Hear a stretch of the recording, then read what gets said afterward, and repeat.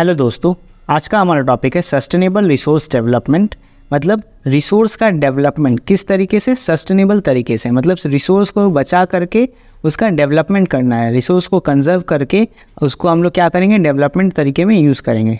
तो हम लोग जान लेते हैं सस्टेनेबल रिसोर्स डेवलपमेंट क्या होता है। फर्स्ट पॉइंट क्या बोलता है, balancing the present need for resource and conserving them for future generation is known as sustainable development. मतलब बैलेंस करना है किसको, प्रेजेंट नीड को, किस चीज़ का, रिसोर्स का, और उसको बचाना है किसके लिए, फ्यूचर जनरेशन के लिए।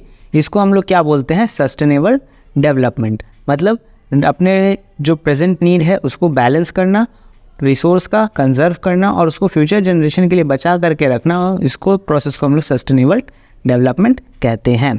जैसे जो अभी करंट जनरेशन है वो रिसोर्स का यूज़ कर सके और इसका जो आने वाले जनरेशन है, न्यू जनरेशन, वो भी इस रिसोर्स का यूज़ कर सके। इस तरीके से हमें रिसोर्स को यूज़ करना है, सस्टेन करना है, ताकि इसका जो नेक्स्ट जनरेशन आने वाला हो, वो क्या कर सके, वो भी इस रिसोर्स का यूटिलाइजेशन कर सके। नेक्स्ट पॉइंट क्या है, sustainable development is the development which allow all future generation to have a potential average quality of life. मतलब सस्टेनेबल डेवलपमेंट हमें क्या बोलता है कि वो डेवलपमेंट, उस तरह का डेवलपमेंट ताकि जो ऑल फ्यूचर जनरेशन, जो आने वाले फ्यूचर जनरेशन है, वो भी पोटेंशियल एवरेज कर सके, अपना नियमित क्वालिटी ऑफ लाइफ जी सके। जैसा हम लोग क्वालिटी ऑफ लाइफ अभी गुजार रहे हैं, वैसा वो भी अपना क्वालिटी ऑफ लाइफ अच्छे तरीके से गुजार सके। That is at least as high, जैसे एज हाई, अच्छे तरीके से, which is been enjoyed by the current generation. जो अभी हम लोग इन्जॉय कर रहे हैं वो भी आने वाले फ्यूचर जनरेशन उस रिसोर्स का यूज़ करके, इन्जॉय करके रह सकें। अब नेक्स्ट पॉइंट क्या बोलता है, अकॉर्डिंग टू द कमीशन। अब कमीशन के अकॉर्डिंग क्या बोलता है, sustainable development refers to the development that meets the present need for the present. मतलब क्या बोलता है, कमीशन क्या बोलता है कि सस्टेनेबल डेवलपमेंट का मतलब क्या है, वो डेवलपमेंट जो मीट करता है किसके, जो प्रेजेंट नीड है, फॉर द प्रेजेंट, जो प्रेजेंट नीड है लोगों का, प्रेजेंट जनरेशन का, विदाउट कंप्रोमाइजिंग। मतलब उनको अपना नीड को कंप्रोमाइज़ नहीं करना, अपनी नीड को तो रखना ही है। The ability of future generation, और फ्यूचर जनरेशन का भी एबिलिटी हमें मानना होगा to meet their own needs. मतलब क्या बोलता है कि हमें अभी तो अपने प्रेजेंट नीड को फुलफिल करना ही है, बट फ्यूचर जनरेशन के लिए भी कुछ बचा करके रखना है, ताकि वो लोग भी अपना नीड, अपनी ज़रूरतों को पूरा कर सकें। उसके बाद next point, the basic aims of sustainable development is to ensure that present generation should leave stock of quality of life. मतलब जो बेसिक एम क्या है सस्टेनेबल डेवलपमेंट का, क्या बोलता है, ताकि जो प्रेजेंट जनरेशन है वो क्या करे, थोड़ा सा स्टॉक को छोड़ जाए रिसोर्स का, ताकि जो आने वाले फ्यूचर नेक्स्ट जनरेशन है वो भी अपना क्वालिटी ऑफ लाइफ अच्छे तरीके से इंजॉय कर सकें। Which is no less than what we have inherited. वो उनको कम ना लगे जो हम लोग ने इनहेरिटेड, मतलब जो हम लोगों ने यूज़ किया है। अब नेक्स्ट पॉइंट, उसके बाद the sustainable development can be of two types. अब जो सस्टेनेबल डेवलपमेंट है उसको दो तरीक़ों में डिवाइड किया है। पहला एक होता है रीन्यूएबल, दूसरा होता है नॉन रीन्यूएबल।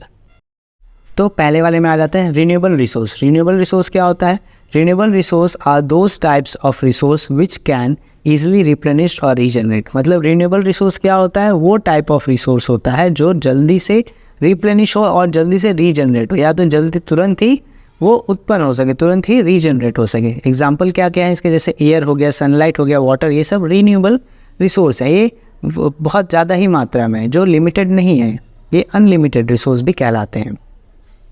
अब आते हैं next, non renewable resource. Non renewable resource क्या है, non renewable resource are those type of resource which cannot replenish और रीजनरेट इजीली। मतलब नॉन रीन्यूएबल रिसोर्स वो टाइप का रिसोर्स है जो जल्दी से रीजनरेट नहीं हो सकता ईजिली। इसको लिमिटेड रिसोर्स भी कहा गया है, जिसको रीजनरेट होने में लाखों महीनों साल लग जाते हैं। फॉर एग्जांपल कोल हो गया, पेट्रोलियम हो गया और फॉसिल फ्यूल्स, इन लोग को रीजनरेट होने में मिलियंस ऑफ ईयर्स लग जाते हैं। इसको हम लोग नॉन रीन्यूएबल रिसोर्स कहते हैं। उसके बाद नेक्स्ट पॉइंट क्या बोलता है, the development which meets the needs of present without compromising the ability of future generation. मतलब क्या बोलता है, वो डेवलपमेंट जो मीट करता है नीड, प्रेजेंट जनरेशन का नीड को अभी मीट करता है, उस तरह का डेवलपमेंट विदाउट कंप्रोमाइजिंग, बिना कंप्रोमाइज़ किए एबिलिटी ऑफ फ्यूचर जनरेशन, बिना फ्यूचर जनरेशन को नष्ट किए हुए, बिना फ्यूचर जनरेशन को नष्ट किए हुए उनके रिसोर्स को to meet their own needs, ताकि वो भी अपने नीड्स को फुलफिल कर सके।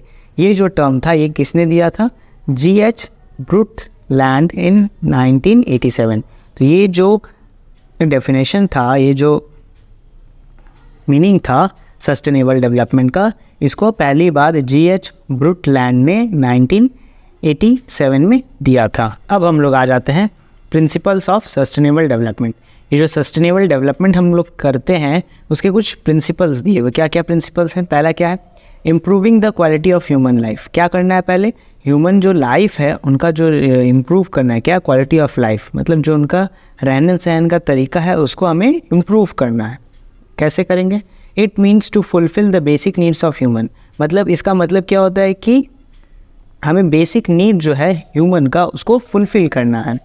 दूसरा, जैसे क्या क्या हो सकता है? अवेलेबिलिटी ऑफ फूड, लोगों का खाने का चाहिदा पूरा करना होगा। Availability of fresh drinking water, fresh drinking water available होना चाहिए। मेडिकल फैसिलिटीज़ होने चाहिए, एडुकेशन होने चाहिए। दूसरा प्रिंसिपल क्या है? इकोनॉमिक ग्रोथ फॉर ऑल, लोगों का इकोनॉमिक ग्रोथ होना चाहिए, सभी का इकोनॉमिक ग्रोथ होना चाहिए। It means economic growth for all, इसका मतलब होता है कि लोगों का इकोनॉमिक ग्रोथ, सभी का इकोनॉमिक ग्रोथ होना चाहिए। Whether it should be rich और पुअर, या तो वो गरीब हो या तो वो अमीर हो या गरीब हो, इससे कोई मैटर नहीं है, लेकिन दोनों का इकोनॉमिक ग्रोथ होना चाहिए, दोनों के इनकम में बढ़ोतरी होनी चाहिए। डिज़ाइनिंग द पॉलिसी अकॉर्डिंग, इसके हिसाब से ही हमें पॉलिसी डिज़ाइन करना चाहिए गवर्नमेंट को। उसके बाद क्या है? एनवायरमेंटल डेवलपमेंट, ये एक प्रिंसिपल है। कैसा प्रिंसिपल है? With social development, social development के हिसाब से environmental developmental should be simultaneously. मतलब देखो, सोशल डेवलपमेंट ही जो है वो एनवायरमेंटल डेवलपमेंट का क्या है? एक जो है शुड रन साइमल्टेनियसली, इसको रन किया जा सकता है साइमल्टेनियसली। मतलब सोशल डेवलपमेंट हम लोग कर करके एनवायरमेंट का जो डेवलपमेंट है, एनवायरमेंट बचाने का जो तरीका है उसे हम लोग इनकरेज कर सकते हैं। इम्प्रूव फॉरेस्ट कवर कर सकते हैं, जिससे कंजर्व बायोडाइवर्सिटी कर सकते हैं। फिर प्रोटेक्ट वाटर बॉडीज़, इन सब से हम लोग किससे कर सकते हैं? सब सोशल डेवलपमेंट पॉलिसीज़ प्रोग्राम से इन सभी चीज़ों को हम लोग कर सकते हैं। अब आ जाते हैं ऑब्जेक्टिव्स ऑफ सस्टेनेबल डेवलपमेंट। कुछ ऑब्जेक्टिव्स दिए हुए हैं सस्टेनेबल डेवलपमेंट का। पहला क्या है? To protect our biodiversity. ये जो हमारा बायोडाइवर्सिटी है उसे क्या करना है? हमें प्रोटेक्ट करना है, बचाना है। कैसे? It means we should protect and conserve our biodiversity. इसका मतलब क्या है कि हमें कंजर्व करना है और प्रोटेक्ट करना है। किसे? अपने बायोडाइवर्सिटी, मतलब उसे कंजर्व भी करना है और उसे प्रोटेक्ट भी करना है। किससे? अपने बायोडाइवर्सिटी को। दूसरा क्या बोलता है? It is the first aim of sustainable development, ये सस्टेनेबल डेवलपमेंट का पहला एम है। उसके बाद ऑब्जेक्टिव क्या है? टू इंक्रीज़ फॉरेस्ट कवर, फिर हमें फॉरेस्ट कवर को भी बढ़ाना चाहिए। कैसे? Policies and program should be made by government to increase the forest area और कवर। पॉलिसीज़ और प्रोग्राम्स जो हैं वो किसके द्वारा? गवर्नमेंट द्वारा बनाए जाने चाहिए, ताकि इंक्रीज़ किया जाए, किसे? फॉरेस्ट कवर एरिया को बढ़ाया जा सके। और ये क्या बोलता है? Government should raises fund for forest cover, government को क्या करना चाहिए? फंड भी रेज करना चाहिए फॉरेस्ट कवर को बढ़ाने के लिए। अब देखो थर्ड नंबर ऑब्जेक्टिव क्या है? टू प्रिवेंट पोल्यूशन, हमें क्या करना है? पोल्यूशन को प्रिवेंट करना है। कैसे प्रिवेंट करेंगे? Proper techniques and tools should be implement to minimise the pollution. Proper techniques हमें यूज़ करना है, टूल्स यूज़ करना है, ताकि जो पोल्यूशन है उसको हम लोग मिनिमाइज़ कर सकें, ज़्यादा कम से कम पोल्यूशन कर सकें। Minimise the pollution like water, soil and air. क्या क्या हमें कैसा पोल्यूशन को कम करना है? कैसे पोल्यूशन को हमें कम करना है? जैसे वाटर हो गया, सॉइल हो गया, एयर पोल्यूशन को, इन सबको हमें कम करना है। फोर्थ ऑब्जेक्टिव क्या है? टू रिड्यूस वेस्ट, हमें जो वेस्ट है उसे कम करना है। कैसे? Proper management of waste, specially industrial waste, to minimise waste of forest sustainable development. जो प्रॉपर मैनेजमेंट है वेस्ट क्या, स्पेशली जैसे इंडस्ट्रियल वेस्ट जो निकलता है उसको हमें कम करना चाहिए, ताकि इससे क्या होगा कि जब मिनिमाइज हो जाएगा वेस्ट तो इससे क्या होगा? सस्टेनेबल डेवलपमेंट के लिए काम आएगा। उसके बाद फिफ्थ नंबर क्या है? Principle design eco friendly technology. क्या करना है? डिज़ाइन इको फ्रेंडली जो टेक्नोलॉजीज़ हैं उसे डिज़ाइन करना है। इको फ्रेंडली मतलब हमें रिन्यूएबल रिसोर्सेज को ज़्यादा से ज़्यादा इस्तेमाल करना है। कैसे? मैक्सिमाइज इको फ्रेंडली टेक्नोलॉजीज़, ज़्यादा से ज़्यादा इको फ्रेंडली टेक्नोलॉजी को यूज़ करना है because it promote sustainable development. लेकिन क्या करता है ये सस्टेनेबल डेवलपमेंट को बढ़ोतरी देता है, प्रमोट करता है। सेकंड पॉइंट क्या है इसका, eco friendly technology create less pollution. और इको फ्रेंडली जो टेक्नोलॉजी होती हैं वो पोल्यूशन को भी कम करती हैं। जैसे क्या क्या हो गया, सोलर एनर्जी हो गया, बायोमास एनर्जी हो गया, ये सब क्या है, इको फ्रेंडली टेक्नोलॉजीज़ हैं। अब आ जाते हैं sixth principle, to control population growth. हमें पॉपुलेशन, जो बढ़ता हुआ पॉपुलेशन है उसको भी कंट्रोल करना है। कैसे? Controlling human population should be done at different levels to maintain the population control growth. क्या बोलता है? कंट्रोलिंग ह्यूमन पॉपुलेशन, ह्यूमन का जो पॉपुलेशन है उसको कंट्रोल करना है। शुड बी डन, डन किया जा सकता है एट डिफरेंट लेवल्स, बहुत दूसरे दूसरे लेवल पे, ताकि मेंटेन किया जा सके। किसका? जो पॉपुलेशन ग्रोथ है उसे मेंटेन किया जा सके। क्यों? क्योंकि अगर ज़्यादा पॉपुलेशन रहेगा तो ज़्यादा हमारा रिसोर्स का यूटिलाइजेशन होगा, रिसोर्स का यूटिलाइजेशन होगा तो हमारा लेस सस्टेनेबल डेवलपमेंट होगा, जिससे क्या होगा कि फ्यूचर जनरेशन के लिए एकदम नहीं बचेगा।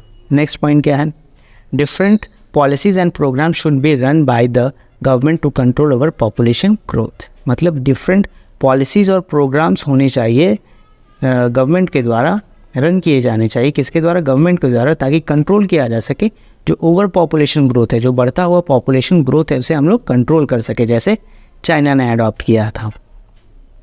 अब क्या है last, the population, the size of population is directly proportional to the population of waste generation. मतलब जितना ज़्यादा पॉपुलेशन, ज़्यादा से जितना ज़्यादा पॉपुलेशन रहेगा वो डायरेक्टली क्या है, उसका प्रोपोर्शनल है ज़्यादा पोल्यूशन और वेस्ट जनरेशन का। मतलब ज़्यादा अगर पॉपुलेशन रहेगा तो ज़्यादा हम लोग रिसोर्स का यूटिलाइजेशन करेंगे, और रिसोर्स का यूटिलाइजेशन करेंगे तो ज़्यादा से ज़्यादा पोल्यूशन होगा, और ज़्यादा से पोल्यूशन होगा तो उसका वेस्ट जनरेशन भी ज़्यादा निकलेगा सिंपली, एंड मोर डिग्रेडेशन, तो उसका ज़्यादा डिग्रेडेशन भी होगा। Should be control over a period of time, ताकि अगर हम लोग लेस पॉपुलेशन कर दे या फिर पॉपुलेशन जो है उसको कंट्रोल कर लें तो उससे क्या होगा कि हमारा सस्टेनेबल डेवलपमेंट प्रमोट होगा, और उससे क्या होगा, हम फ्यूचर जनरेशन के लिए भी रिसोर्स बचा सकते हैं।